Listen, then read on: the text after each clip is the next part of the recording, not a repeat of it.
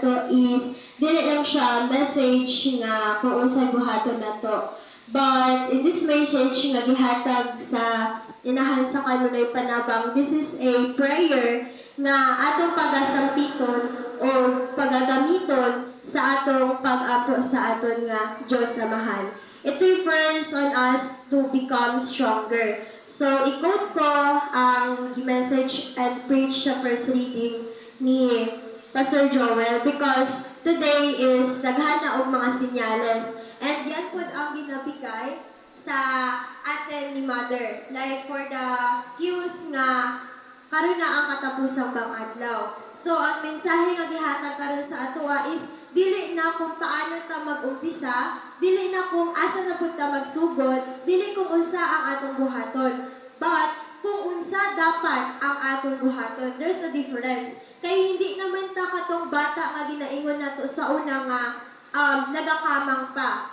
Dapat manggod we portray to ourselves nga ay hindi ko tong bata nga bata pa.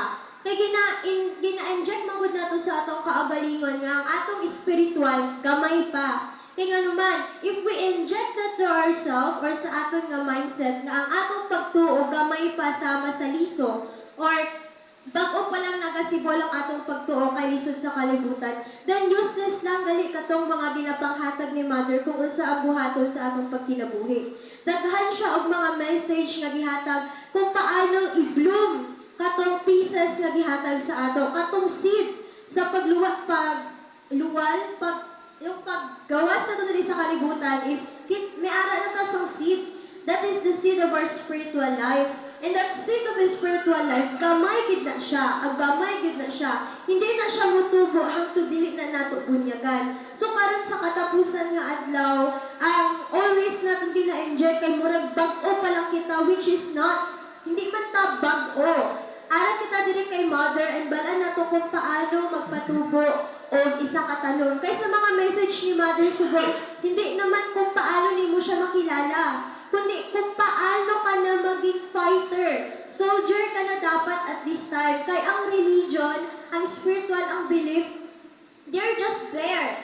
And ikaw, ara ka lang po dira. Wala mo gina-inject, wala natin gina-comprehend, wala natin gina-instill kung ano dapat tong process nga mahiaguman natin. It is a process kung paano kita maging soldier. We always say na we are a soldier of God. We are always saying na kita tong manlalaban, kita mo preach sa kalibutan. What are preacher, di ba? Gusto man kung gina-preach mo si Mother, but inside